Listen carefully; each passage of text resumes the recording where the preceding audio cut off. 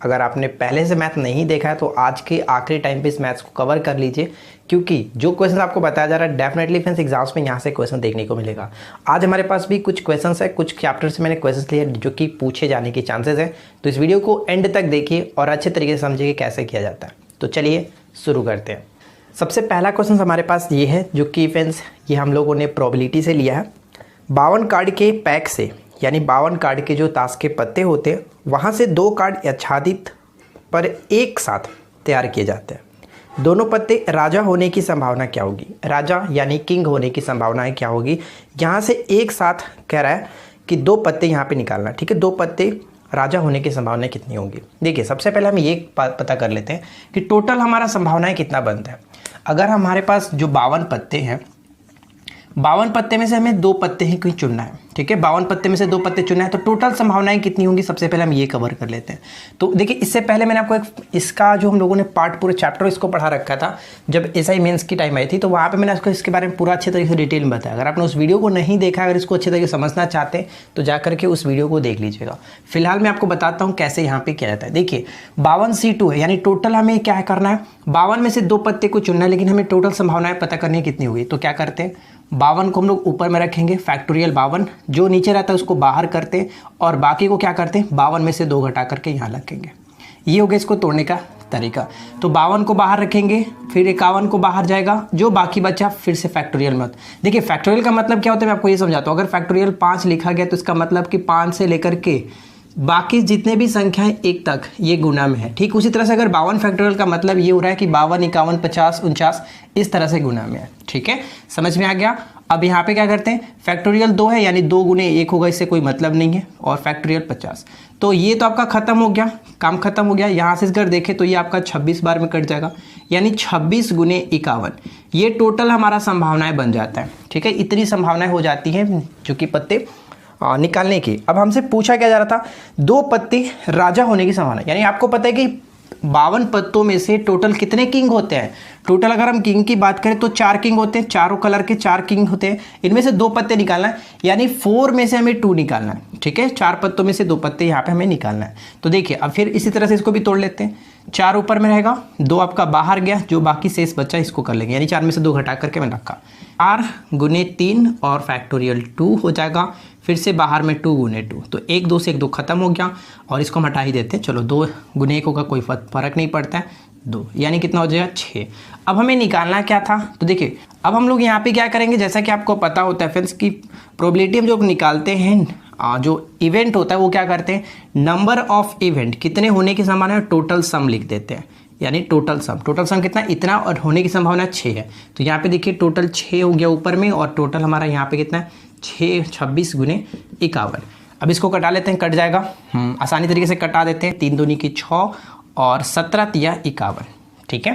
3 से कटाते हैं तो फिर से इसको अगर कटा देंगे तो 13 हो जाएगा, यानी 1/13 गुने 17। 1/13 गुने 17 का मतलब कितना होगा, लास्ट में यूनिट डिजिट 1 आएगा, जो कि हम देख सकते हैं 221 आएगा। 221 इस प्रश्न का राइट आंसर है। 1/221 ऑप्शन हम डी को टिक करेंगे, ठीक है। तो उम्मीद करते हैं ये बात आपने समझा होगा। देखिए यहाँ पे एक छोटा सा चीज़ आपको ये समझना है, जब बात यहाँ पे 2 चीज़ों के निकालने की जाती है तो हमें इतना करना पड़ता है, ठीक है। अगर क्वेश्चंस में सिर्फ और सिर्फ एक ही चीज़ को निकालने की बात कही जाए, जो कि क्वेश्चंस हमारे पास है, क्वेश्चंस ये कह रहा है कि 20 हरा, ध्यान से समझ लीजिएगा। क्वेश्चंस में कह रहा है कि जो ग्रीन कलर है वो 20 है, ठीक है। ग्रीन कलर है जो 20 है, और रेड कलर जो बॉल है वो कितना है 15 है। अब यहाँ पे प्रश्न आपसे पूछा है कि एक बर्तन में डाले जाते हैं, यानी दोनों को मिला करके डाला कितना हो जाएगा। अगर एक बर्तन में डाला जाता है तो आप कहेंगे 35, ये हो गया आपका 35। एक बर्तन में हम लोगों ने डाल दिया टोटल गेंद, एक गेंद यहाँ से चुनने की संभावना। देखिए बात वहाँ पर भी वही की जा रही है एक्चुअली। देखिए 35 में से हम पहले करेंगे 1 निकालना है, ठीक है। ये हमारा टोटल संभावना होगा, और ये टोटल हो गया, यानी कि नंबर जो हम लोगों ने यहाँ पे NS निकाला था, नंबर ऑफ सम, तो वो हमारा हो जाएगा। निकालना कितना है 35, देखिए टोटल हो गया 35, लेकिन हमें क्या करना है कि एक हरा गेंद निकालना है। हरा गेंद यानी कि 20 में से 1 गेंद निकालना पड़ेगा ना, 20 में से तो 1 गेंद निकलेगा, इस तरह से।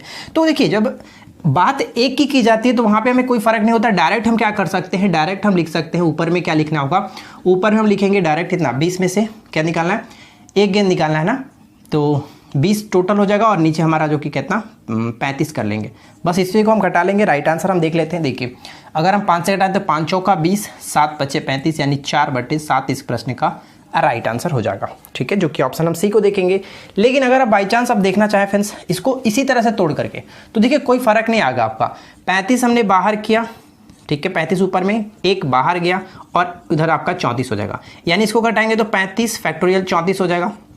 नीचे आपका 34 से 34 खत्म, यानी ऊपर में आया क्या 35 आ गया। तो उसी तरह से नीचे हम लोग 35 रखते हैं। ठीक उस तरह से इसको करेंगे तो क्या होगा, 20 को ऊपर में रखेंगे, एक बाहर जाएगा आपका और फिर यहाँ पे 19। तो देखिए ऊपर में अगर हम करेंगे तो 20 फैक्टोरियल 19 और फिर से आपका नीचे का 19 खत्म, यानी 20 आया। तो वही बात हम लोग करते हैं, डायरेक्ट कर लेते हैं। जब क्वेश्चंस में एक की बात की जाती है तो इतना हमें करने की जरूरत नहीं पड़ता है, डायरेक्ट हम निकाल लेंगे। जो हमसे पूछा रहा है कि हरा बात की जा रही थी, एक निकालना था तो हरा को मैंने ऊपर रख दिया, टोटल हमारा 35 है, दोनों को जोड़ करके नीचे रख देंगे। लेकिन जब बात दो की जाती है तो वहां पर हम लोग को इतना करना पड़ेगा। बात समझ में आई? आई होप कि फ्रेंड्स ये डाउट आपका क्लियर हो गया होगा। और इसके बारे में अगर डिटेल्स में आप समझना चाहते हैं तो आप हमारे उस वीडियो को सर्च कर लीजिएगा, आपको मिल जाएगा। ठीक है, चलिए फिलहाल हम बढ़ते हैं नेक्स्ट क्वेश्चंस की तरफ और देखते हैं अगला प्रश्न क्या है। अब देखिए फ्रेंड्स नेक्स्ट जो क्वेश्चन हमारा चक्रवृद्धि ब्याज से संबंधित है। और पिछली बार एग्जाम्स में ये चक्रवृद्धि ब्याज से संबंधित जो अंतर वाला प्रश्न होता है, साधारण ब्याज और चक्रवृद्धि ब्याज का अंतर पूछा गया था। तो आज मैं यहाँ पे डिस्कस कर देता हूँ उसी टाइप का प्रश्न। 10% प्रति वर्ष पर 3 वर्ष के लिए किसी राशि पर साधारण और चक्रवृद्धि ब्याज के बीच अंतर 93 है, तो ये राशि कितनी होगी। देखिए इस क्वेश्चन में कुछ करना नहीं होता है, बस आपको थोड़ा सा एक छोटा सा फार्मूला याद रखना है। 3 वर्ष के लिए, 2 वर्ष के लिए, दोनों फार्मूले मैं आपको बताता हूँ, एग्जाम्स में कुछ भी पूछा जा सकता है। तो चलिए हम यहाँ पे सबसे पहले मैं 2 वर्ष का फार्मूला लिख देता हूँ। 2 वर्ष के लिए अगर आपसे पूछ ले कि अंतर क्या होगा, तो वहां पे हम क्या करते हैं, जो डी होता है यानी डिफरेंसेस, अंतर बराबर P इंटू R/100 का स्क्वायर। ये 2 वर्ष के लिए हो गया। लेकिन क्वेश्चंस में अगर 3 वर्ष रहे तब, तो मैं आपको बताता हूँ 3 वर्ष के लिए, ठीक है, वो भी याद रखिएगा। पिछली बार भी 3 वर्ष के लिए पूछा गया था। तो क्या करते हैं, D बराबर P इंटू R/100, इतना तो लिखेंगे ही, जो आपका है उसको लिखेंगे। लेकिन इसमें सिर्फ और सिर्फ थोड़ा सा बढ़ा देंगे, 300 प्लस R/100, बस काम खत्म। यहाँ पे देखिए 2 वर्ष के लिए और ये 3 वर्ष के लिए। तो 2 वर्ष में आप यहाँ पे देख रहे हैं कि यही वाला चीज लिखा गया 3 वर्ष में, और थोड़ा सा यहाँ पे बढ़ाया गया। तो हम यहाँ पे 3 वर्ष की बात की जा रही है, इस फॉर्मूले को यूज कर लेते हैं। अंतर यहाँ पे 93 दिया गया, तो अंतर हम 93 रख लेते हैं। और हमें यहाँ पे मूलधन पूछा जा रहा है। देखिए पूछा रहा है कि किसी राशि पर, यानी कि हमें वो राशि नहीं पता है, तो P निकाल लेते हैं। रेट कितना दिया गया, रेट देखिए, रेट यहाँ पे बात 10% की जा रही है। और क्वेश्चंस में ऑलरेडी गिवन है कि जिसे प्रति वर्ष संयोजित किया जाता है। अगर छमाही तिमाही की बात करते तो हम लोग थोड़ा सा चेंजिंग करते, लेकिन यहाँ पे सिर्फ और सिर्फ संयोजित प्रति वर्ष की बात की जा रही है, तो कोई ज़्यादा छेड़छाड़ करने की जरूरत है हमें नहीं पड़ेगी। अब यहाँ पे क्या करते हैं, 300 प्लस R, 300 R का मतलब 10 दिया गया, तो 310 कर लेते हैं। और नीचे आपका हो गया 100। बस यहाँ पे देखिए कुछ करना नहीं है, 1 0 से 1 0 मैंने घटा दिया, P गुने 1/100। और फिर से यहाँ पे 1 0 से यहाँ पे घटाते हैं, कितना हो जाएगा 31/10। ठीक है, 31 दिया कितना होता है 93। क्रॉस मल्टीप्लिकेशन करेंगे तो 3, यहाँ पे देखिए 1000 में 3 से गुना हो जाएगा, यानी कि 3000। ये हो गया इस प्रश्न का राइट आंसर। ठीक है फ्रेंड्स, कोई प्रॉब्लम नहीं है, आसान तरीके से कर सकते हैं। 2 वर्ष के लिए पूछा है तो यहाँ पे ये फॉर्मूला लगा लीजिए, 3 वर्ष का पूछा है तो ये निकाल लीजिए। ठीक है, चलिए आगे की तरफ बढ़ते हैं। अगला प्रश्न ध्यान से समझिएगा कि भिन्न 3/4, 9/10 और 15/16 के वैतकर्मों का महत्तम समापवर्तक कितना होगा। यानी HCF पूछा जा रहा है, लेकिन जो भी हमारे पास यहाँ पे भिन्न दिया गया उसका वैतकर्म यानी कि उसका अपोजिट। तो देखिए जो भी वैतकर्म हमारे पास दिया गया 3/4, तो मैं इसको 4/3 लिख लेता हूँ। ठीक है, 9/10 दिया गया तो 10/9 कर लेते हैं। वैतकर्म की बात की जा रही है इसलिए मैं पलट दे रहा हूँ, 16/15 हो जाएगा। बात खत्म। अब बस हमें यहाँ पे इसका HCF निकालना है। तो कैसे निकालते हैं, भिन्नों का HCF मैंने आपको पढ़ाया था। भिन्नों का HCF निकालने के लिए क्या करते हैं, जब HCF आपसे पूछा जाता है ऊपर में हमें LCF ही लिखना होता है, लेकिन नीचे में हमें LCM निकालना होगा। बस यही थोड़ा सा ध्यान में रखना है। HCF पूछा है तो ऊपर में HCF नीचे LCM, अगर LCM पूछा जाए तो ऊपर में LCM नीचे HCF, जो पूछा जाए उसको ऊपर रखिए, बाकी को नीचे रख दीजिए। ठीक है, यानी हमारे पास जो भिन्न दिया गया इसी भिन्न का हमें HCF ऊपर में फाइंड आउट करना होगा, नीचे में LCM। तो 4, 10 और 16 का HCF कितना होगा, 4, 10, 16 का HCF को निकालने का सबसे अच्छा तरीका मैंने आपको क्या बताया, सबसे 2 छोटे पद को उठाइए। सबसे 2 छोटा आप यहाँ पे देख रहे हैं, दोनों का अंतर कितना हो जाएगा 6।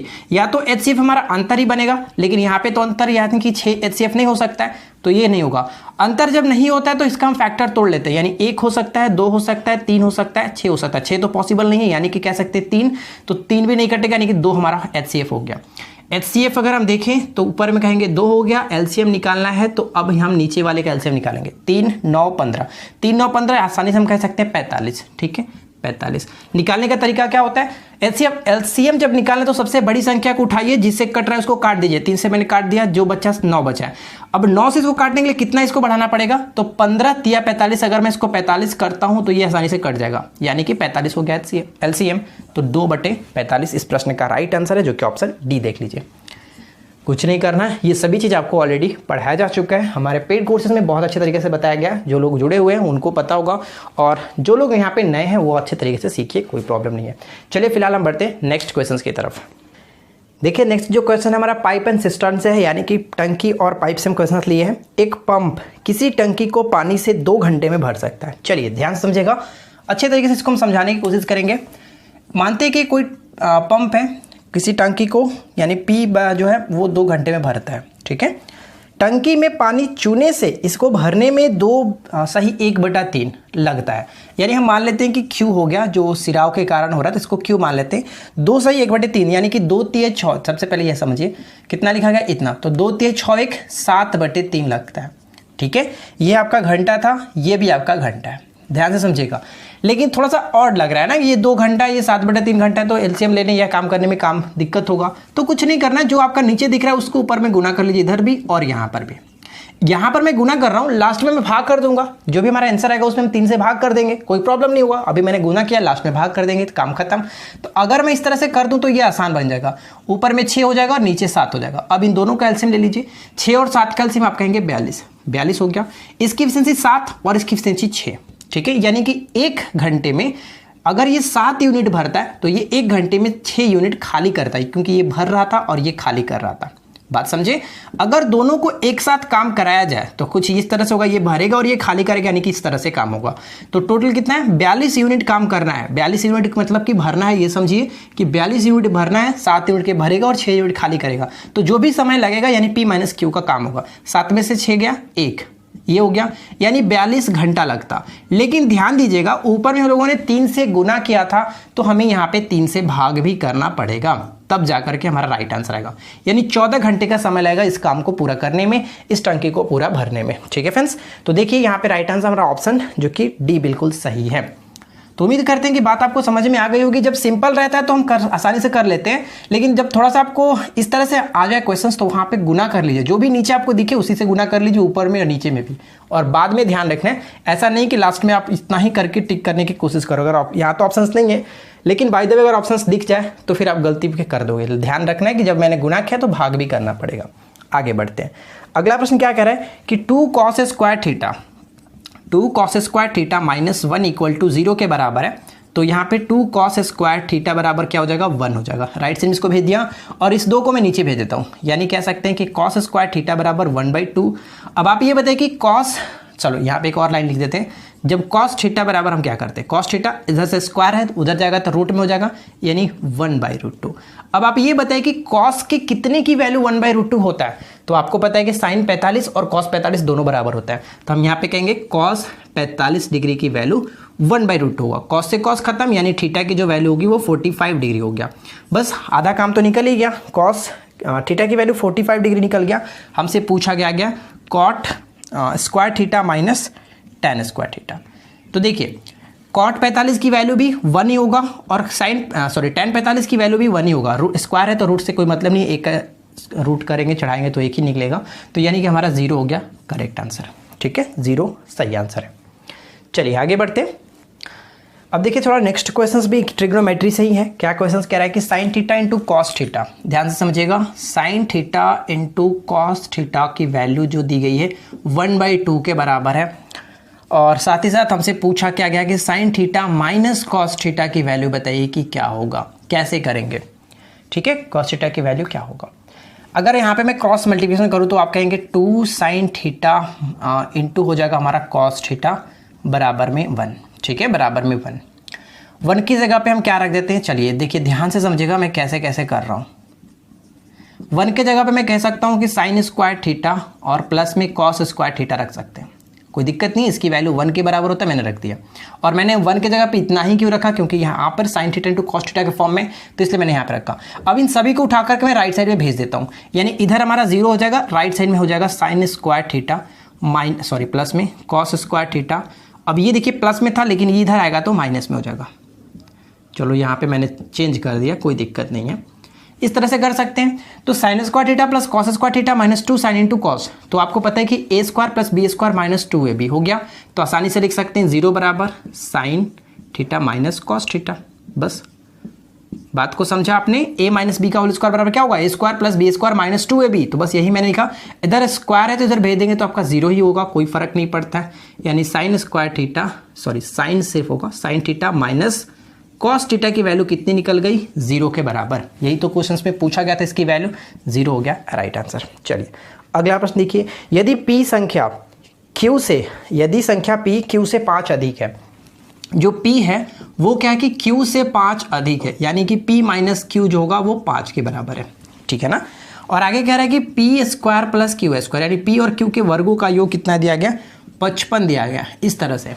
अब हम क्या करते हैं, तो p माइनस क्यू का दोनों तरफ स्क्वायर कर लेते हैं, यानी p माइनस क्यू को अगर हम बोथ साइड स्क्वायर करें तो कुछ कंडीशन इस तरह से बन जाएगा। हमसे गुणनफल पूछा रहा है कि देखिए ध्यान से देखिएगा, गुणनफल पूछा रहा है दोनों संख्याओं का p और q का, तो कैसे निकलेगा, दोनों तरफ मैंने क्या किया कि स्क्वायर कर दिया, ठीक है, यहाँ तक तो कोई प्रॉब्लम नहीं। अब ये हो जाता है P square A minus B का whole square, A square plus B square minus 2ab बराबर में 25 हो जाता है। इसकी वैल्यू ऑलरेडी हमारे पास दिया गया, P square plus Q square 55, तो मैं यहाँ पे 55 रखता हूँ, इधर इसको लाता हूँ 25 हो गया, राइट साइड में इसको भेजता हूँ 2pq, ठीक है। ये घटेगा तो कितना हो जाएगा, 30 बराबर 2pq, 2 से खत्म 15, यानी क्वेश्चंस में पूछा गया था दोनों का गुणनफल p और q का 15 हो गया, राइट आंसर। बहुत ही सिंपल सा प्रश्न था।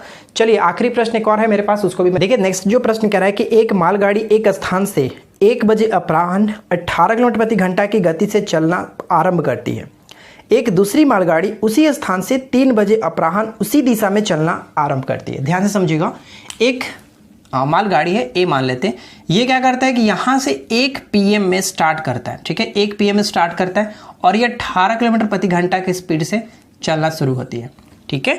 और उसी स्थान से, यानी कि यही स्थान से एक और ट्रेन है बी मान लेते हैं, वो क्या करते हैं इसी दिशा में, इसी के तरफ इधर बढ़ता है और वो 3 बजे स्टार्ट होता है, 3 PM में स्टार्ट होता है, 3 अपराह्न में, ठीक है, 3 बजे स्टार्ट होता है और उसी दिशा में चलना स्टार्ट करती है और पहले गाड़ी को 9 बजे शाम, यानी 9 बजे रात कह सकते हैं, रात को पार कर लेती है ये, ठीक है। तो यानी अब ये x किलोमीटर प्रति घंटा की स्पीड से चल रहा होगा, तब जाकर के कहने का मतलब कि जब ये 1 बजे चल रहा है, और देखिए ध्यान समझिएगा 1 बजे स्टार्ट किया गया ये ट्रेन, और ये जो ट्रेन है इसको रात को 9 बजे कवर कर लेता है, यानी 1 बजे से लेकर के 9 बजे शाम तक, 9 बजे PM तक कितने घंटा, 8 घंटा चला होगा टोटल, ये टोटल 8 घंटा कवर किया होगा। 8 घंटे में कितना डिस्टेंस कवर किया, तो आप कहेंगे 18 किलोमीटर प्रति घंटा से स्पीड से अगर चल रहा है 8 घंटे चलेगा तो 144 किलोमीटर कवर करेगी, 144 किलोमीटर कवर करेगी।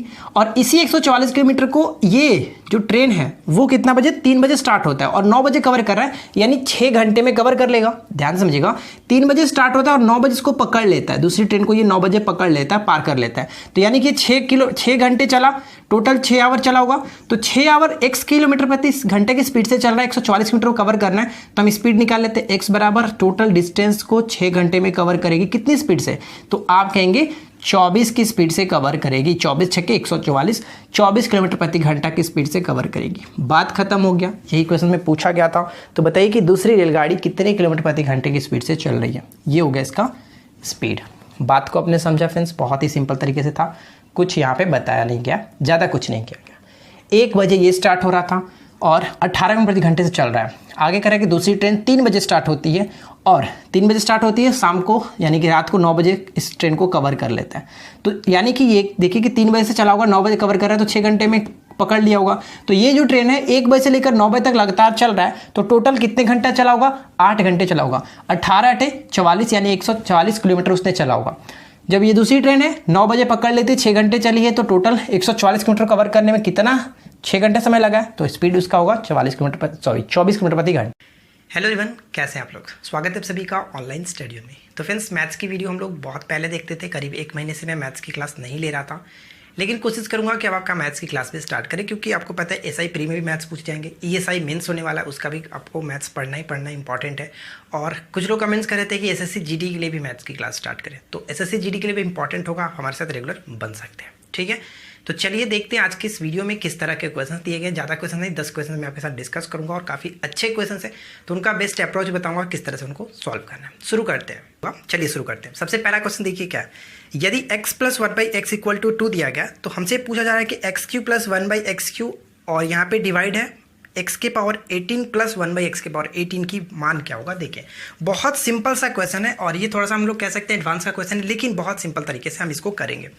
कैसे करेंगे, देखिए क्वेश्चंस क्या है कि x + 1/x की वैल्यू हमारे पास 2 दी गई है, ठीक है, और हमसे पूछा गया कि x³ + 1/x³ और इसके बाद है क्या, डिवाइड का साइन देकर के x⁻18 + 1/x⁻18। कुछ भी नहीं करना है फ्रेंड्स, आसानी से हम कर सकते हैं। देखिए कैसे, कहने का मतलब क्या हो कि 1 + 1/x की वैल्यू 2 दी गई है। अगर मैं आपसे कहूं कि अगर 1 + x की वैल्यू मैं 1 रख देता हूं, अपने से कोई एक वैल्यू को पुट करके देखते हैं क्या हमारे पास जो राइट साइड में वो सेटिस्फाई कर रहा है कि नहीं कर रहा है। x की वैल्यू को मैंने 1 रखा तो 1/x यानी 1 और 1 कितना हो गया 2। कहने का मतलब ये हुआ कि अगर मैं x की वैल्यू को 1 रखता हूं तो ये सेटिस्फाई कर रहा है कि नहीं, कोई दिक्कत नहीं। तो हम यहाँ पे क्या करेंगे, दोनों तरफ यानी कि जो ऊपर और नीचे दोनों तरफ हम क्या करेंगे, x की वैल्यू को 1 रखेंगे। तो यहाँ पे देखिए x के पावर कुछ भी हो एक ही होगा, यानी 1 और 1 2 ऊपर में और नीचे भी 2। तो कहने का मतलब कट के क्या आया 1, करेक्ट आंसर हो गया हमारा 1। ठीक है, चलिए सेकेंड क्वेश्चन क्या कह रहा है, 21 सेंटीमीटर त्रिज्या वाले एक अर्धगोले के आयतन ज्ञात कीजिए। देखिए इस क्वेश्चन में कुछ भी नहीं है, सभी लोग कर सकते हैं, लेकिन कर वही सकते हैं जिनके पास फ्रेंड्स इसका फॉर्मूला याद हो। बिना फॉर्मूले के हम लोग जो कि मेंसुरेशन को नहीं कर सकते। तो इस क्वेश्चन में बहुत सिंपल तरीके से पूछा गया क्या है, हमारे पास रेडियस दिया गया 21 सेंटीमीटर, कुछ भी नहीं करना है, जल्दी से बताइए कि क्या होता है, अर्धगोले का आयतन क्या होगा। तो हमें पता है फ्रेंड्स कि स्फेयर का टोटल जो वॉल्यूम होता है वो होता है 4/3 πr³, लेकिन हमें यहाँ पे हेमिस्फेयर है, अर्धगोला है। तो क्या करेंगे, अर्धगोले का आयतन कहेंगे कि 2/3 πr³, यही तो होता है। अब यहाँ पे क्या करेंगे, सभी की वैल्यू पुट करेंगे। ध्यान दीजिएगा फ्रेंड्स, यहाँ पे कैलकुलेशन किस तरह से करना है, r के जगह पे क्या 21 यानी कि 21 गुने यहाँ पे मैं 441 कर लेता हूँ, कोई दिक्कत नहीं। 21 का डबल स्क्वायर क्या, यानी 21 का स्क्वायर 441, 21 बार एक बार लिख दिया, 7 या 21 ये खत्म। अब यहाँ पे ध्यान दीजिएगा क्या हो जाएगा, 22 दूनी की 44 ये हो गया और 441 ये हो गया। अब इसको मल्टीप्लिकेशन करेंगे तो थोड़ा सा ध्यान दीजिएगा, ऑप्शन हमारे पास एक तो 38,000 में, एक 25,000 में और एक 19 और एक 17,000। तो हम यहाँ पे देख सकते हैं क्या, 4 चौका 16 यानी कि 16 तो कहेंगे तो 16 तो जाएगा नहीं क्योंकि और भी उसमें डिजिट दिया गया। तो हम यहाँ पे डेफिनेटली कह सकते हैं 17 भी नहीं होगा, क्योंकि 441 में हमें गुना करना है, थोड़ा सा डेफिनेटली ये ज़्यादा जाएगा। तो कहने का मतलब अगर इसको हम गुना करेंगे तो फिक्स है कि 17,000 से ज़्यादा ही होगा। तो करेक्ट आंसर यहाँ पे होगा 19,000 वाला ऑप्शन को टिक कर सकते हैं, 19,404। बाकी चीज़ों को आप गुना करके देख सकते हैं, कोई प्रॉब्लम नहीं है। ठीक है, अगर आपको पसंद है तो लाइक ज़रूर करते चलिए आगे बढ़ते हैं। बस ध्यान से देखते रहिएगा, ऐसा नहीं है कि जो मैंने 2 क्वेश्चन कराए इसी तरह के सारे क्वेश्चन है, एकदम गर्दा हो जाएगा फ्रेंड्स। बहुत अच्छे क्वेश्चन मैं आपके साथ शेयर करूंगा। पिछली बार एसआई मेंस में मैंने बहुत मैथ्स कराए थे, जो कि एग्जाम्स में काफ़ी हेल्प मिला सभी लोगों को। तो बस ध्यान से हमारे साथ जुड़े रहिए और इस वीडियो को एंड तक देख लीजिए। अगर आपको अच्छा नहीं लगेगा तो आप नेक्स्ट वीडियो को हमारा मत देखिएगा, कोई प्रॉब्लम नहीं है, लेकिन आप इस वीडियो को एंड तक जरूर देखिए। चलिए थर्ड क्वेश्चन देखिए क्या कह रहा है, आपकी स्क्रीन पर दिख रहा होगा।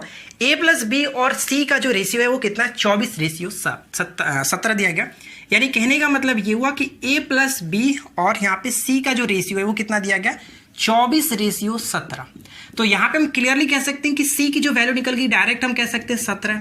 ये तो क्लियर हो गया, कोई प्रॉब्लम नहीं।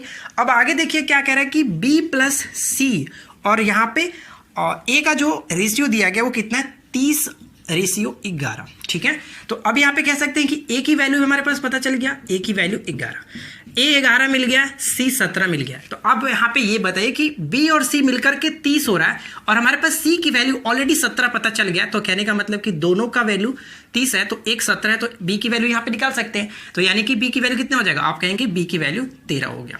तो तीनों निकल गया, A, B और C। अब क्वेश्चंस को पढ़िए ध्यान से, क्या कह रहे हैं कि A + B + C = कितना दिया गया, 50,020। देखिए यहाँ पे ध्यान से समझिएगा कि A + B + C जो है वो टोटल कितना है 50,020। ठीक है, 50,020 मैंने लिखा।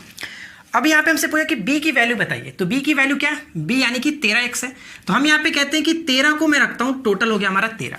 टोटल यानी कि 13 जो हमें निकालना है उसको मैंने लिखा 13 और टोटल कितना हो गया 17 और 13 हो गया 30 और 10 40 और 1 41। मैंने यहाँ पे 41 रखा और यहाँ पे टोटल कितना है हमारे पास 50,020। ठीक है, 50,020 में से B की वैल्यू हमसे पूछ जा रही है, तो 13 बटे टोटल को मैंने रख दिया 41। अब इसको हम कैलकुलेशन करेंगे तो ये हमारा टोटल कटेगा कितना में 41, यानी कि टोटल ये हमारा इतना में कट जाएगा, 1220 बार में कट जाएगा। अब यहाँ पे ध्यान दीजिएगा फ्रेंड्स, हमें गुना भी नहीं करना पड़ेगा। ऑप्शंस में अगर देखें तो क्या है, अगर इकाई अंक को गुना करें तो कितना होगा, 3 दूनी की 6। तो कहने का मतलब लास्ट में तो एक जीरो आएगा ही, कि लास्ट में एक जीरो है तो जीरो, और 3 दूनी की 6। अब हम ऑप्शंस देखते हैं कि लास्ट में 60 यहाँ पे आ रहा है, तो ऑप्शन सिर्फ और सिर्फ एक ही है, 15,860। 15,860 इस क्वेश्चन का करेक्ट आंसर हो गया। ठीक है, चलिए आगे की तरफ बढ़ते हैं और अगला प्रश्न देखते हैं क्या कह रहा है। चलिए नेक्स्ट क्वेश्चन देख लीजिए क्या कह रहा है कि एक ठोस बेलन की रंगाई करने की लागत यह है जिसकी त्रिज्या इसकी ऊंचाई की आधी है। कहने का मतलब ये हुआ कि अगर त्रिज्या हम अगर मानते हैं कि चलो इसको हम त्रिज्या लिख लेते हैं, चलो त्रिज्या अगर रेडियस हम x मानते हैं तो हमारे पास जो ऊंचाई है हाइट जो है क्या है वो 2x होगा, तभी तो इसका आधा है। यही तो क्वेश्चन में कह रहा था कि जिसकी त्रिज्या इसकी ऊंचाई की आधी है। बात समझ में आई। अब क्वेश्चन में क्या कह रहा है कि इस बेलन की रंगाई की कुल लागत कितनी आ रही है, 2376 रुपये, यानी कि टोटल लागत 2376 रुपये और इसकी लागत 14 रुपये प्रति सेंटीमीटर स्क्वायर है। यानी कि 1 सेंटीमीटर स्क्वायर जो क्षेत्रफल है उसका रंगाई कितना, 14 रुपये है। तो हम कहने का मतलब ये हुआ कि टोटल क्षेत्रफल कैसे निकालेंगे, तो कुल क्षेत्रफल आप कह सकते हैं कि कुल क्षेत्रफल हम निकाल सकते हैं जितना भी खर्च आया है। कितना खर्च आया, 2376 रुपये का खर्च आया। अगर मैं इसको प्रति से भाग दे दूं, यानी 14 रुपये से भाग दे दूं, तो टोटल हमारा निकल जाएगा कितना खर्च हुआ है। ठीक है, चलिए यहाँ पे हम इसको कटाते नहीं है क्योंकि ऑलरेडी ये कटेगा भी नहीं। चलिए आगे की तरफ बढ़ते हैं। अब क्वेश्चन में हमसे पूछे कि बेलन की ऊंचाई ज्ञात करें, यानी हमारे पास ये क्या है, ये हमारे पास क्षेत्रफल निकल गया। तो आपको पता है कि कुल क्षेत्रफल कितना होता है, बेलन का कुल क्षेत्रफल कितना होता है, एक होता है आयतन, एक होता है क्षेत्रफल, एक होता है कुल क्षेत्रफल या फिर संपूर्ण क्षेत्रफल जिसको कहते हैं। तो संपूर्ण क्षेत्रफल कह सकते हैं 2 pi r into R plus H, यही तो होता है। अब यहाँ पे हमारे पास टोटल क्षेत्रफल गिवन है, यानी कि 2376 अपॉन में 14 हम यहाँ पे लिख सकते हैं, है कि नहीं। अब चले सभी के वैल्यू को पुट करते हैं। वैल्यू को यहाँ पे पुट करेंगे तो 2 22/7 हो गया। आर की जगह पे x रख लेते हैं, यहाँ पे x प्लस 2x हो गया। ठीक है, और यहाँ पे देखिए 2376 को मैं इसी को छोड़ देता हूँ, 2376 और नीचे हमारा हो गया 14। अब यहाँ पे ध्यान दीजिएगा फ्रेंड्स, 7 दूनी की 14, यहाँ पे इसको कटा लेते हैं और इसको कटाएंगे तो कितना होगा, 1188 ये हो जाता है। अब यहाँ पे देखिए 22 से कटा लेते हैं, 22 पंजे 110 होता है और यहाँ पे बचा कितना, 8 बचा, तो 22 चौका 88 ये कट गया। इसको घटाएंगे तो 27 में ये कट गया। चलिए अब हमारे पास आया कितना, 2 और 1 3x, यानी कि 3x स्क्वायर की वैल्यू आपके पास आ गई 27 और x स्क्वायर की वैल्यू हो गई 9, यानी x की वैल्यू कितनी निकल गई, आप कहेंगे 3। x की वैल्यू 3, यानी x क्या था, रेडियस इसका 3 निकल गया। तो हमसे पूछा कि ऊंचाई, तो 3 दूनी की 6, यानी कि करेक्ट आंसर 6 हो गया। ठीक है, तो कुछ भी नहीं, मैंने आपको एक बार फिर से बताया था कि जो मेंसुरेशन का सवाल होता है सिर्फ और सिर्फ फॉर्मूले बेस्ड पे होता है, बिना फॉर्मूले का आप उसको नहीं कर सकते हैं। और एग्जाम्स में आजकल भी जो मेंसुरेशन के क्वेश्चंस डेफिनेटली पूछे जाते हैं। ठीक है, चलिए फिलहाल हम बढ़ते हैं अगले क्वेश्चंस की तरफ। अब देखिए नेक्स्ट क्वेश्चन जो कि काफी अच्छा प्रश्न है, इसको कैसे करेंगे। 20 और 30 के बीच सभी विषम संख्याओं का औसत बताइए। देखिए कहने का मतलब ये हुआ कि 20 से लेकर के 30 तक के जितनी भी विषम संख्या है उनका औसत क्या होगा। तो कैसे करेंगे, 20 21 हो गया, 20 और 30 के बीच के में विषम संख्या 21 हो गया, 23 हो गया। ध्यान दीजिएगा कैसे करेंगे, बहुत ट्रिकी मेथड यूज करेंगे, 23 25 27 और 29, यही तो है। अब मैं आपको कहूंगा कि इनका औसत ज्ञात कीजिए, तो क्या करेंगे आप, सभी को जोड़ेंगे, जोड़ने के बाद इसको डिवाइड करेंगे और आप कहेंगे कि औसत आ गया। लेकिन कुछ भी नहीं करना है। ध्यान दीजिएगा, जब भी हमारे पास एक सीरीज दिया गया हो, ठीक है, एक सीरीज हमारे पास है और दी गई सीरीज में जो डिफरेंसेस हो, यानी कि दोनों पदों दो भी जो हमारे पास नंबर दिया गया रहता है, अगर नंबर के बीच का डिफरेंसेस अंतर बराबर हो तो हम उस कंडीशन में जो बीचों बीच की संख्या होती है उसी को कहते हैं एवरेज।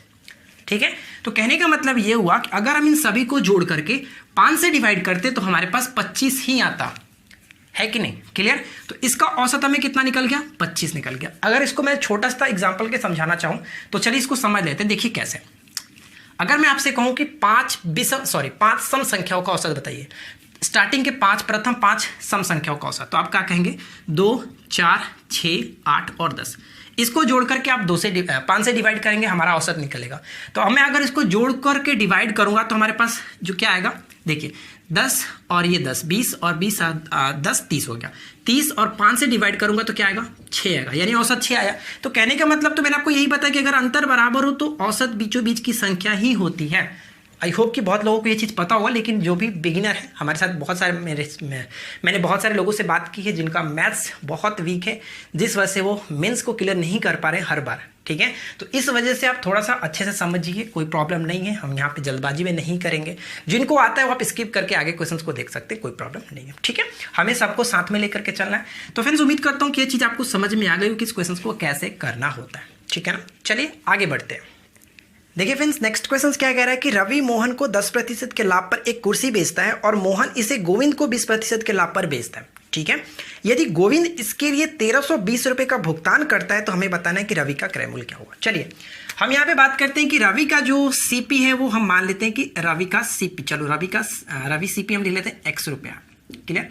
अब हम यहाँ पे ये करते हैं, रवि ने मोहन को 10% के लाभ पर बेचा, यानी कि क्रय मूल्य उसका x है और इसने 10% के प्रॉफिट पे जो कि बेच दिया था किसे, मोहन को। अब मोहन क्या करता है कि मोहन इसे गोविंद को, यानी कि मोहन के लिए टोटल ये क्रय मूल्य हो गया, और ये क्या करता है कि 20% के प्रॉफिट के साथ गोविंद को बेच देता है। और गोविंद इसके लिए कितना पे करता है, तो गोविंद इसके लिए 1320 रुपए, यानी कि गोविंद इसके लिए 1320 रुपए का भुगतान करता है। बात समझ में आई। अब यहाँ पे आसानी से हम इसको सॉल्व कर लेते हैं। देखिए 1 और 2, डबल जीरो से मैंने नीचे का डबल जीरो कटा दिया। 12 और 11 का जो मल्टीप्लिकेशन होता है 132 होता है, ये टोटल खत्म, यानी कि 100 और 10 से गुना करेंगे तो x की वैल्यू हमारा निकल गया 1000 करेक्ट आंसर है। यानी कि कहने का तात्पर्य ये हुआ कि रवि ने इसके लिए कितना रुपए में खरीदा था, रवि जो कि 1000 रुपए में इसको खरीदा था। चलिए अब देखिए फ्रेंड्स बहुत अच्छे अच्छे क्वेश्चन 3 यहाँ पे दिए गए। चलिए शुरू करते हैं। एम एन और ओ एक कार्य को 1200 रुपये में पूरा करते हैं। कहने का मतलब ये हुआ कि 3 व्यक्ति हैं एम एन ओ और वो 1200 रुपये लेते हैं किसी काम को पूरा करने के लिए। कहने का मतलब ये हुआ कि एम एन और वो एक कार्य के लिए 1200 रुपये लेते हैं और एम अकेले 10 दिन के लिए समय लेता है। एम जो है वो अकेले 10 दिन में कर सकता है, एन जो है उस कार्य के लिए 8 दिन का समय लेता है। और आगे कह रहा है कि ओ की मदद से वे इसे 4 दिनों में पूरा कर सकते हैं। यानी एम एन और ओ की सहायता से जब तीनों मिलकर के कार्य करते हैं तो 4 दिन में खत्म कर सकते हैं, ठीक है। अब हम यहाँ पे इफिशियंसी निकालेंगे। आई होप कि फ्रेंड्स आपको पता होगा इफिशियंसी कैसे निकाला जाता है। मैंने आपको टाइम एट वर्क में काफ़ी अच्छे तरीके से पढ़ा रखा है। और जो भी फ्रेंड्स हमारे साथ नए जुड़े हुए हैं उनको मैं कहूँगा कि एक बार हमारे प्लेलिस्ट में जाकर के मैथ्स की जो वीडियो है उसको आप देख लीजिएगा। जो भी आपके काम की हो आप उसको देख सकते हैं। 10, 8 और 4 का एलसीएम देंगे तो कितना होगा, आप कहेंगे 40 इसका एलसीएम हो जाएगा, ठीक है 40। तो अब इसकी इफिशियंसी निकालेंगे तो 40 को 10 से डिवाइड करेंगे तो 4, 8 पंजे 40 ये हो गया, और तीनों को यहाँ पे निकालेंगे तो 10 चौका 40, ठीक है। यानी कहने का मतलब ये हुआ कि m और n का दो मिलाकर के 9 हो रहा है और तीनों का मिलाकर 10 हो रहा है। तो कहने का हमारा मतलब ये हुआ कि सिर्फ और सिर्फ यहाँ पे अगर हम o का देखें तो o की एफिशिएंसी आप कहेंगे कि 1 होगा कि नहीं होगा। कहने का मतलब यही तो हुआ। अगर मैं o का सिर्फ और सिर्फ निकालता कि o अकेले कितना करता है तो 10 बट्टे हम क्या करते हैं, 10 बट्टे करते हैं 10 में से 5 और 4 9 घटा करके 10, यानी कि डिवाइड करते तो टोटल ये 40 दिनों में खत्म करता, और 40 दिन में खत्म करता तो 1 दिन, यानी कि उसकी 1 दिन की इफिशियंसी क्या होगी, 1 यूनिट होती। आई होप कि आपको चीज़ समझ में आ गई होगी। अब हम यहाँ पे बात करते हैं क्या कि ओ की मदद से वो 4 दिन में खत्म करते तो हमें बताना है कि एम एन ओ क्रमशः उनका अंश कितना, यानी कि 1200 रुपये जब टोटल बात हुई थी तो 1200 रुपये में उनका अलग अलग जो हिस्सा है वो कितना होगा। चलिए टोटल हिस्सा 1200 रुपये का है। 1200 रुपये में हमें पैसा जो बांटा जाता है वो क्या, इफिशियंसी में बांटा जाता है, उनकी क्षमता में बांटा जाता है, कितना कार्य करने की क्षमता है। तो यहाँ पे कह सकते हैं कि एम का 4 है, 4 ये हो गया टोटल कितने में, तो 5 और 9 और 1 इसकी थी 10, यानी कि टोटल 10 में। तो 1 से खत्म, 12 चौका 48, 480। ये 480 किसका हुआ, आप कहेंगे कि एम का हुआ 480 हिस्सा। तो अब ऑप्शन देख सकते हैं, स्टार्टिंग में 480 किसका, ऑप्शन डी का, जो कि 480 हो गया। करेक्ट आंसर ऑप्शन डी को टिक कर सकते हैं, कोई दिक्कत नहीं, काफी आसान था। अब देखिए नेक्स्ट क्वेश्चन कह रहा है कि एक अकेले कार्य के एक भाग को 20 दिन में पूरा करता है। अच्छे से समझिएगा, एक्स जो है वो एक कार्य को अकेले 20 दिन में पूरा करता है। आगे कह रहा है कि वाई अकेले 30 दिन में पूरा करता है। चलिए ठीक है, आगे बढ़ते हैं। वे 5 दिन तक मिलकर कार्य करते हैं। तो सबसे पहले हम यहाँ पे एलसीएम निकाल दें कि टोटल हमारा वर्क कितना, 20 और 30 का एलसीएम कितना होगा 60, और इसकी एफिशिएंसी होगी 3 और इसकी एफिशिएंसी हो गई 2, ठीक है। अब ये दोनों मिलकर के 5 दिन तक कार्य करते हैं। अब यहाँ पे ध्यान से समझिएगा, 5 दिन तक कार्य करते हैं तो यानी कि अगर ये 5 दिन किया होगा तो टोटल ये 15 कार्य किया, 15 यूनिट काम किया, और अगर ये 5 दिन किया होगा तो 5 दूनी की 10 यूनिट ये काम किया। तो टोटल 15 और 10 कितना हो गया, 25 यूनिट। 25 यूनिट का तो काम खत्म हो गया, यानी कि 60 यूनिट में से अगर 25 यूनिट का काम खत्म हो गया तो बचा कितना, 35 यूनिट का शेष कार्य बचा है कि नहीं। बात क्लियर समझ में आई, 35 यूनिट का कार्य बचा। अब आगे क्वेश्चन में कह रहा है कि शेष कार्य जेड द्वारा अकेले 7 दिनों में की जाती है। यानी कहने का मतलब ये हुआ कि 35 जो यूनिट बचा वो कौन कर रहा है, जेड कर रहा है, यानी कि ये जो यूनिट है वो जेड कर रहा है। तो हम यहाँ पे आसानी से समझ सकते हैं कि एक्स जो वो कितना काम किया 15, और वाई जो कितना काम किया यहाँ पे 10 यूनिट किया, 10 यूनिट, और जेड ने कितना किया, जेड ने आपका 35 यूनिट किया, टोटल हो गया 60 यूनिट, यही कार्य करना था 60 यूनिट।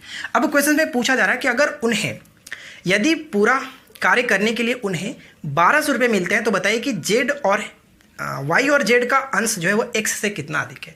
तो वाई और जेड हम यहाँ से आसानी से निकाल सकते हैं। वाई और जेड कितना हो गया, 35 और 10 हो गया आपका 45। 45 में से अगर हम यहाँ पे कह रहा था कि वाई और जेड का जो है अंशदान है वो एक्स से कितना अधिक है, तो हम दोनों को जोड़ के इसको हटा लेते हैं। तो 35 और 10 कितना हो गया 45, और 45 में से 15 घट गया तो आप कहेंगे 30।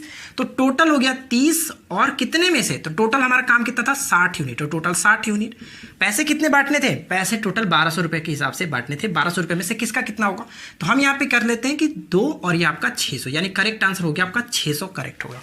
कोई दिक्कत नहीं, राइट आंसर ऑप्शन हम डी को टिक कर सकते हैं। बात समझ में आई, काफ़ी आसान था, आसानी से कर सकते थे। अब नेक्स्ट क्वेश्चन जो कि बहुत ज़्यादा इंपॉर्टेंट है, इसको अच्छे से समझिएगा। क्या कह रहे हैं कि पी एक कार्य को 48 दिन में करता है, 48 दिन में करता है। क्यू इस कार्य को 36 दिन में करता है। चलो क्यू 36 दिन में करता है, वे साथ मिलकर के 5 दिनों तक कार्य करते हैं। पी कार्य छोड़ करके चला जाता है, तो शेष कार्य को कितने दिन में क्यू पूरा करेगा। देखिए सबसे पहले तो हमें 48 और 36 का डायरेक्ट एलसीएम याद होना चाहिए। अगर आप एलसीएम नहीं याद रखेंगे तो थोड़ा सा टाइम आपका लग सकता है। तो 48 और 36 का एलसीएम आप कहेंगे डायरेक्ट 144, ठीक है। 48 तिया 144 और 36 चौका 144। अब यहाँ पे क्वेश्चन में कह रहा था कि वे साथ मिलकर के 5 दिनों तक कार्य करते हैं। तो 4 और 3 7 यूनिट के हिसाब से अगर वो 5 दिन तक कार्य करते हैं तो 35 यूनिट खत्म किया होगा। तो 35 यूनिट 144 में से खत्म हो गया, बचा कितना 109 यूनिट अभी शेष बचा है। 109 यूनिट बचा हुआ था, लेकिन पी ने काम करना छोड़ दिया, वो छोड़ करके चला गया। अब बचा कौन होगा, अब बचा होगा सिर्फ और सिर्फ क्यू। अब क्यू क्या करता है कि अपने पूरे इफिशियंसी के साथ, यानी कि उसकी इफिशियंसी कितनी है कि एक दिन में वो 4 यूनिट काम कर सकता है। तो टोटल 109 यूनिट को 4 यूनिट के हिसाब से अगर वो काम करेगा तो कितने दिन में खत्म करेगा, तो 27 चौका 108 और यहाँ पे 1:4, सॉरी यहाँ पे कह सकते हैं कि 27 सही 1/4 बिल्कुल करेक्ट आंसर हो जाता है। Right answer will be option A को हम यहाँ पे टिक कर सकते हैं। बताइए कोई दिक्कत। बहुत ही प्यारा क्वेश्चन था, उम्मीद करता हूँ कि आपने इस चीज़ को समझ लिया है कैसे किया जाता है। अगर आपको अब तक कोई प्रॉब्लम नहीं हो, सब चीज़ अच्छे से आपने समझा होगा, समझ में आ रही है, तो वीडियो को लाइक कीजिए और कमेंट्स करके बताइए कि अगर कोई प्रॉब्लम हो तो आपको क्या प्रॉब्लम हो रही है, ताकि हम नेक्स्ट वीडियो में इसको सुधार कर सकें। चलिए एक और क्वेश्चन है, उसको आखिरी क्वेश्चन को भी हम देख लेते हैं। देखिए फ्रेंड्स, नेक्स्ट क्वेश्चन से कह रहा है कि 10x², ध्यान से देखिएगा, 10x² minus 6xy plus y² minus 4x plus 4 equal to 0 के बराबर है, ठीक है। तो हमसे यहाँ पे पूछा गया कि x प्लस 2y की वैल्यू बताइए कि क्या होगी, कैसे फाइंड आउट करेंगे। देखिए थोड़ा सा अच्छा प्रश्न है, इसको कैसे करेंगे अच्छे से समझिएगा। हम यहाँ पे देख रहे हैं कि 10x² दिया गया और यहाँ पे xy है और यहाँ पे y² है। तो हम यहाँ पे इसको क्या करेंगे, यानी कि 6xy दिख रहा है आपको, तो इसको हम कुछ तोड़ने की कोशिश करते हैं। अगर मैं 10x² को 9x² लिख दूं तो हमारे यहाँ पास यहाँ पे 3x का होल स्क्वायर बन जाएगा। जब तक स्क्वायर नहीं बनेगा तब तुम इसको तोड़ नहीं सकते, क्योंकि यहाँ पे y² है तो यहाँ पे x² होना चाहिए। तो 9x² मैंने इसको तोड़ दिया और इसको जस्ट मैंने 6xy लिखा, प्लस में y² लिखा, और यहाँ पे जो एक 9x² तो प्लस x² हो गया कि नहीं 10x²। कोई दिक्कत नहीं है। बाकी जो चीज़ें थी मैं उसको ज्यों का त्यों लिख देता हूँ बराबर में 0, ठीक है। अब यहाँ पे देखिए 9x² minus 6xy plus y² को हम क्या लिख सकते हैं कि 3x माइनस में y का होल स्क्वायर। अब यहाँ पे बताइए कोई प्रॉब्लम है, a माइनस बी का होल स्क्वायर तोड़ेंगे तो a² minus B plus b² minus 2ab, कोई दिक्कत नहीं। अब उसी तरह से x² माइनस 4x प्लस 4 को अगर मैं इसको तोड़ूं x माइनस 2 का होल स्क्वायर कर दूं तो बताइए यहाँ पर भी तो कोई दिक्कत नहीं होगा, सेम टू सेम चीज़ें आ गई। अब हम यहाँ पे क्या करते हैं, दोनों को कंप्रोमाइज कर लेते हैं, इधर 3x माइनस y का 0 से और x माइनस 2 का 0 से। तो यहाँ पे हमारा निकल जाएगा 3x बराबर y और x बराबर 2, ठीक है। अब x की वैल्यू 2 आ गई है, तो अगर y की वैल्यू देखें तो क्या हुआ, y की वैल्यू 6 आ जाएगा। हमसे जो पूछा गया था यहाँ पे क्या पूछा गया कि x प्लस 2y की वैल्यू बताइए, तो कुछ नहीं करना है, यानी x की जगह पर ये 2 हो गया और 6 दूनी की 12, तो 12 और 2 कितना हो गया 14। करेक्ट आंसर 14 को टिक कर सकते हैं, ऑप्शन सी। बताइए देखिए सबसे पहला क्वेश्चन आपके स्क्रीन पे दिख रहा होगा कि यदि 2a minus 2/a plus 4 equal to 0 दिया गया। ध्यान से समझिएगा इस क्वेश्चन को कैसे करते हैं। 2a minus 2/a plus 4 equal to 0 के बराबर है।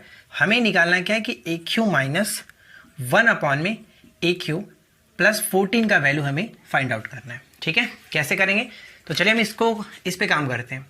हम क्या करते हैं, यहाँ पे 2 कॉमन करते हैं, a minus 1/a equal to -4।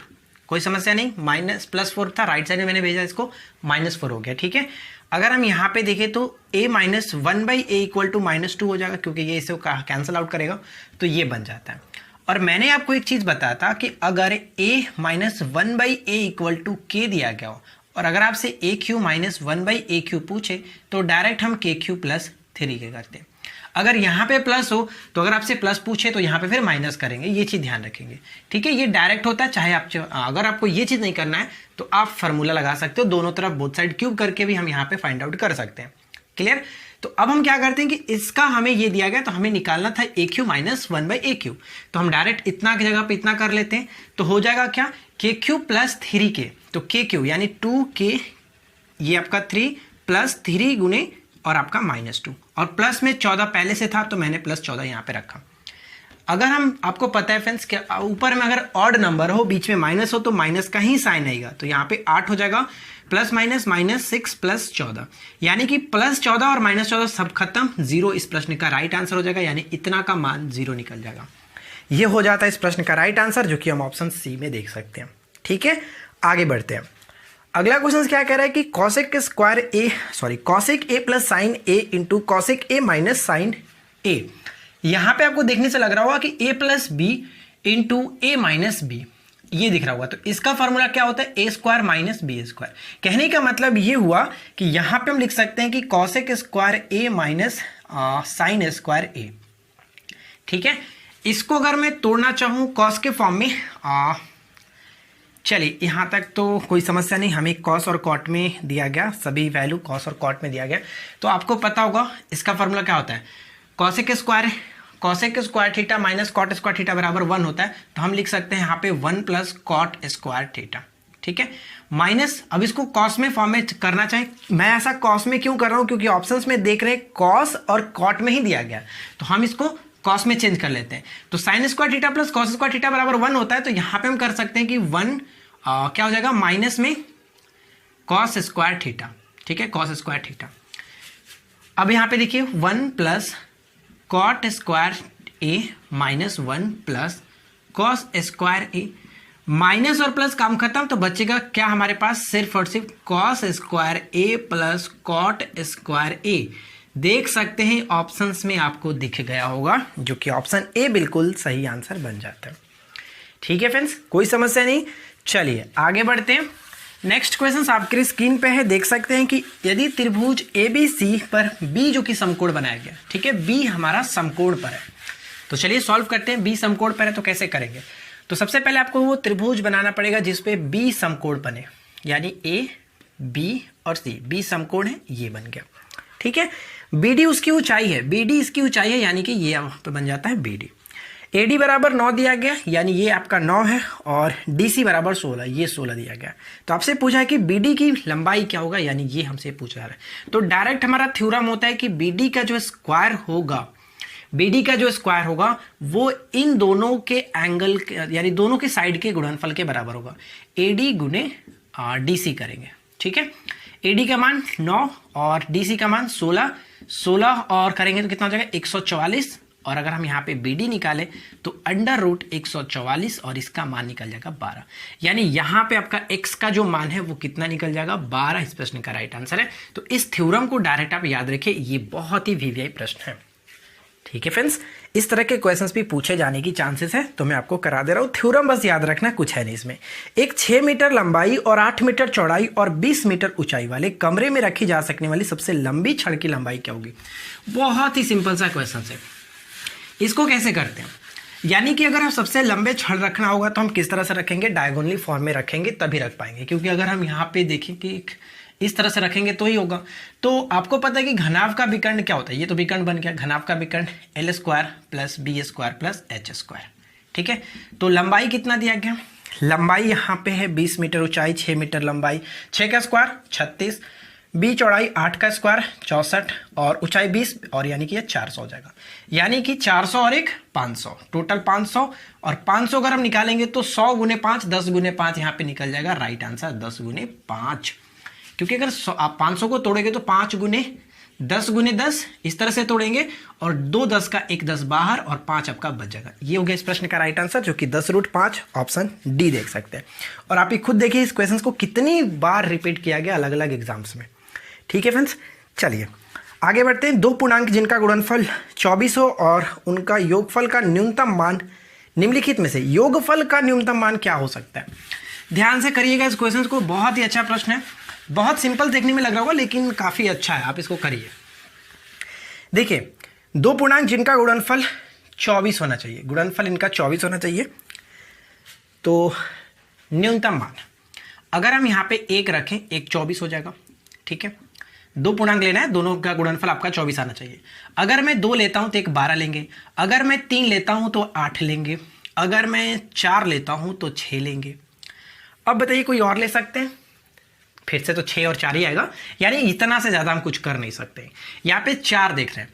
अब हमें यहाँ पे ये बताना है कि इनके योग का न्यूनतम मान कितना होना चाहिए। कहने का मतलब ये हुआ कि अगर मैं 1 + 24 जोड़ता हूँ तो कितना हो जाएगा? 25 हो जाएगा। अगर मैं इन दोनों को उठाता हूँ 2 + 12 जोड़ता हूँ तो 14 होता है। यानी इसमें सबसे न्यूनतम मान हमें वो देखना होगा 3 + 8 यानी 11, ये अब तक था सबसे छोटा मिला। 6 + 4 यानी कि 10। तो राइट आंसर हम किसे टिक करेंगे? 6 और 4 यहाँ पे करेक्ट आंसर होगा, जो कि सबसे न्यूनतम मान आपका 10। ऑप्शन हम 10 को टिक करेंगे, जो कि ऑप्शन हम डी में देख सकते हैं। ठीक है फ्रेंड्स, इस तरह से आपको ऑप्शन 25 भी दिख रहा था, लेकिन एक ऑप्शन 11 भी दिख रहा था, ऑप्शन 10 भी है। तो सबसे न्यूनतम मान क्या बना? 10, यानी कि राइट आंसर हो जाएगा ऑप्शन डी। और ये बहुत ही वीवीआई सवाल है, इस तरह के प्रश्न बहुत पूछे जाते हैं। चलिए अगला क्वेश्चन, श्रृंखला 7 11 15 19 ... में कौन सा पद 111 होगा? कौन सा पद 111 होगा, इसे कैसे फाइंड आउट करेंगे? तो ध्यान से करिए, क्योंकि आपको एपी पढ़ाया गया है अच्छे तरीके से। अगर आप मैथ्स का चैप्टर वाइज कोर्स में जुड़े हुए होंगे तो वहां पे आपको ऑलमोस्ट सभी चैप्टर अच्छे तरीके से बारीकी से क्वेश्चंस को कराया गया। देखिए 7 11 15 19 ... हमसे पूछे कि कौन सा इसका पद जो है वो 111, यानी कि डॉट पहला दूसरा तीसरा चौथा इस तरह से बढ़ रहे हैं, तो ये कौन से नंबर पे आपका 111 है, यही आपसे पूछा जा रहा है। कैसे करेंगे? तो जो लास्ट टर्म होता है हम उसको tn मान लेते हैं, ये जो स्टार्टिंग का पद है वो a हो जाता है। दो पदों के बीच का अंतर डिफरेंसेस कैसे निकालते हैं? दूसरा पद में से पहला पद, 11 में से 7 गया तो 4।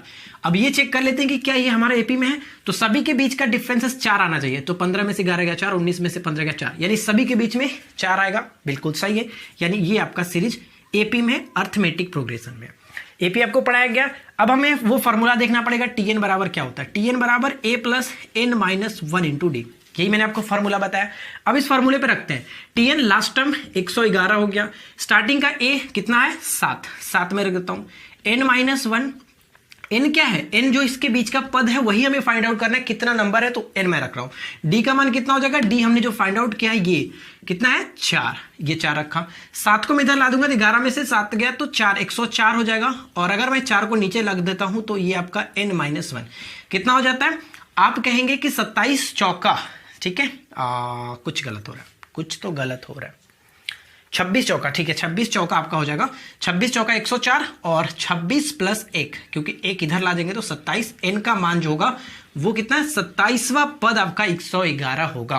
कहने का मतलब ये हुआ कि पहला पद, दूसरा पद, तीसरा, चौथा, पांचवा, छठवां, सातवां, इस तरह से अगर हम जाएंगे तो 27वें नंबर पे आपका 111 आ जाएगा। यही तो पूछा जा रहा था कि कौन सा पद आपका है, तो 27वां पद है, हम ऑप्शंस में देख सकते हैं। ऑप्शन बी यहाँ पे बिल्कुल सही आंसर हो जाता है। ठीक है फ्रेंड्स, चलिए आगे बढ़ते हैं। अगला प्रश्न है कि रतन का व्यय और बचत 5:1 के अनुपात में। ध्यान से करेंगे इस क्वेश्चन को, बहुत ही अच्छा प्रश्न है। देखिए क्या दिया गया क्वेश्चंस, रतन का व्यय और बचत, यानी कि देखिए ध्यान दीजिएगा, यहां पे क्या कह रहा है कि रतन का व्यय और बचत ये कितना अनुपात में दिया गया?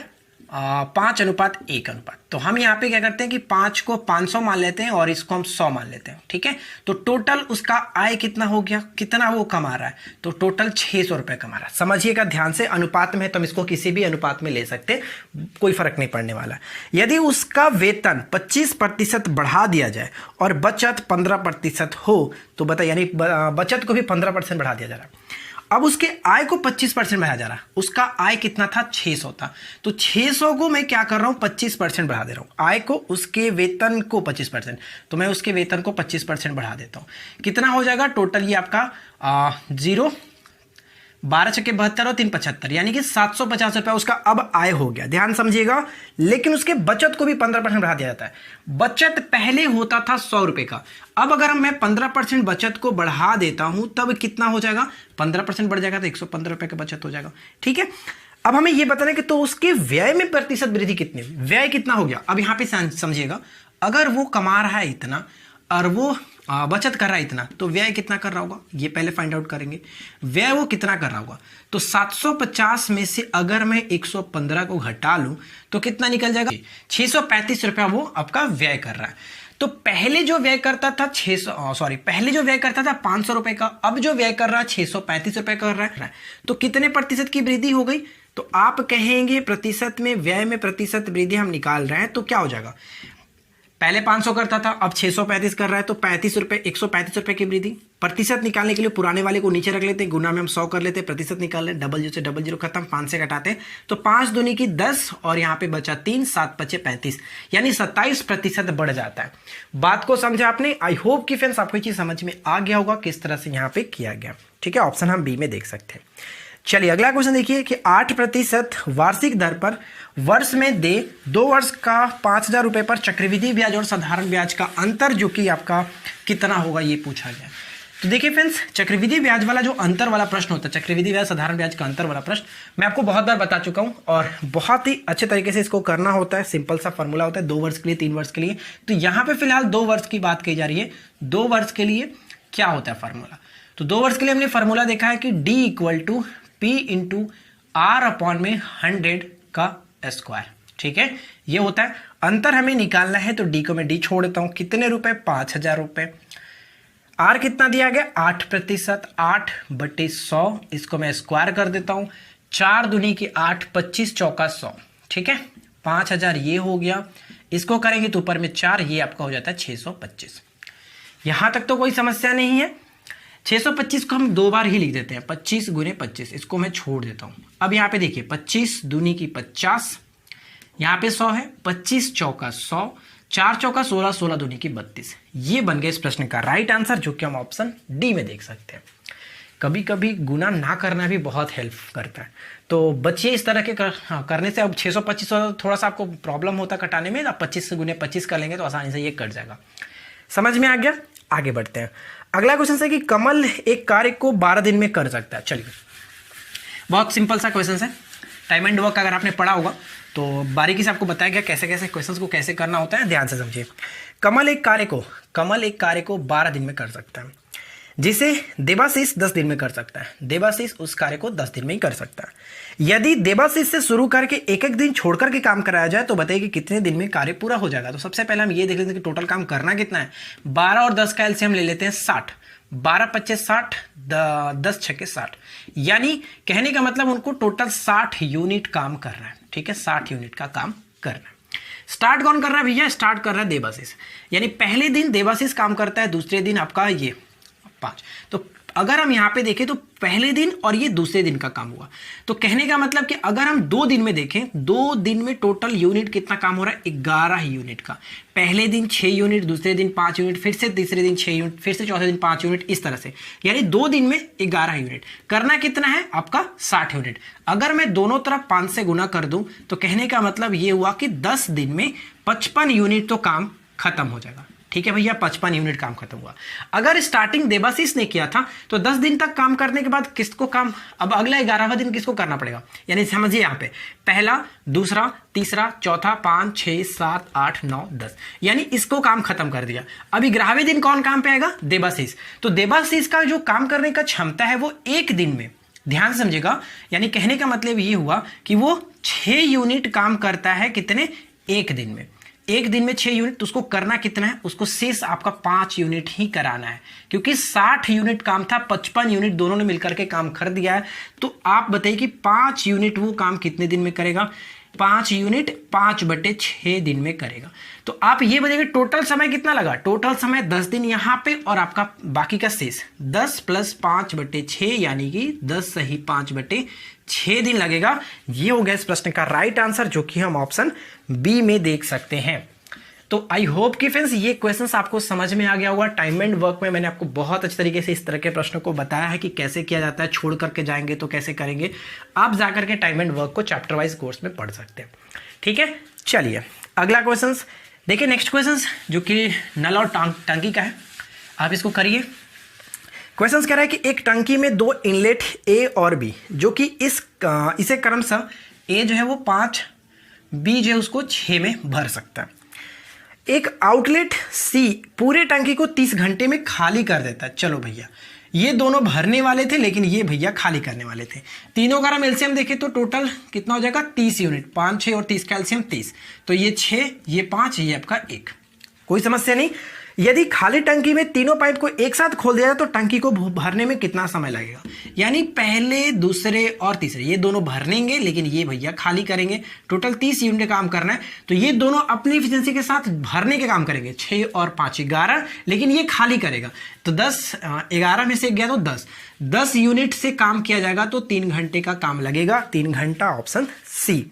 ठीक है, समझ में आ रहा है। चलिए अगला प्रश्न है कि सबसे छोटी अभाज्य संख्या और सबसे छोटी भाज्य संख्या का मसा बताना है। देखिए बहुत ही अच्छा प्रश्न है।